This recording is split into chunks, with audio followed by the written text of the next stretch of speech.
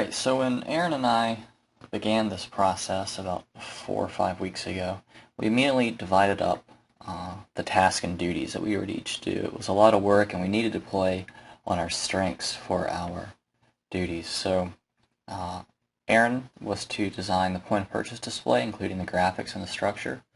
He was to implement a working light bulb fixture into the point-of-purchase display since he was pretty good with electrical stuff. And then since he had iMovie and was familiar with it, he synthesized all the videos. I would send him clips and such, and then he would put them together into a streamlined video. I designed the primary package and the graphics.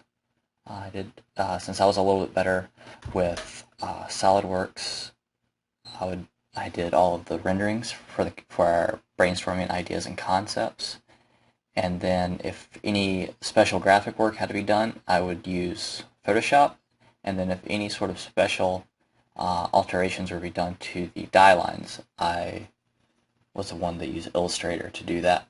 And then each of us gave feedback for our ideas and concepts that we did. He gave me a lot of feedback on the primary package, and I gave him a lot of feedback and insight on the point of purchase.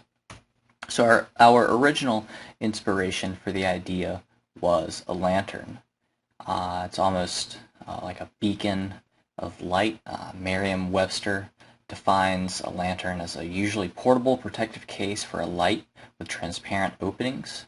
And their second definition is a structure with glazed or open sides above an opening in a roof or light for ventilation. And so we kind of played on this concept, and our initial designs really don't resemble anything what we have now, but it definitely paved the way to get to where we are now in the process. In the top left, that was our very first design, and then in the bottom right, that was our second design that really led the way to what we have now. And then we developed the one on the left first. That one was a little weak and flimsy. And then the one on the bottom right was an adaptation to this design on the left, and this is when we added the internal support structure for the light bulb. And this structural design was our final design because it was just much stronger than this concept on the left. And then this is our final product.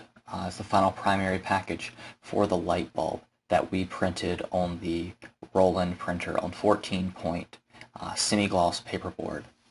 I know that we had mentioned in our last presentation that we were going to change up the graphics some, but once we started printing this on the Roland, instead of the Epson that we were using, the graphics kind of toned down some. The paper wasn't as glossy as the paper we were using before, so the graphics kind of toned themselves down when printed on the Roland.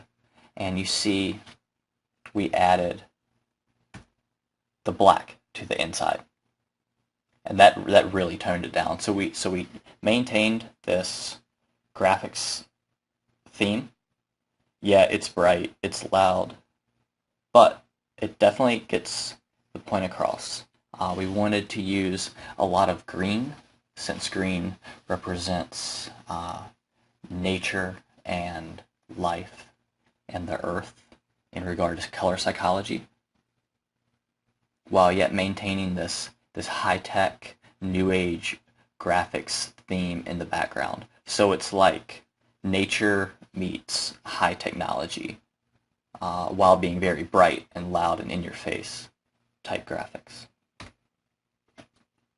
Then here, you can see we kept the N cut out, and that came together pretty well. Then here's another close-up of the graphics, and it almost has a plastic-like feel to it. That ink in the Roland really changed the nature of the paper, and it almost seems like some type of synthetic paper now. Then here is kind of the die line of the package. You see we added the black up here and to the inside. It's very simple. It's all one piece. Then you see here's the internal structure, and this is what harnesses the light bulb into place. And this support structure also acts as a type of suspension for the bulb, which would dampen impact and shock vibrations, because the bulb will rest in here, and then in that this is not rigid, it can act as a dampener or as a damper for the light bulb. Then when the bulb is inserted into the package, it's done before everything is folded up. So it's folded up and around the light bulb. You see it's placed into the two circular rings right here, then folded up, back, and around, and this piece is glued. And then this piece right here is glued to the inside of the front face. And then the bottom is wrapped around and then glued right here at this seam. And then these two wings are just folded down, and then the base wraps around it.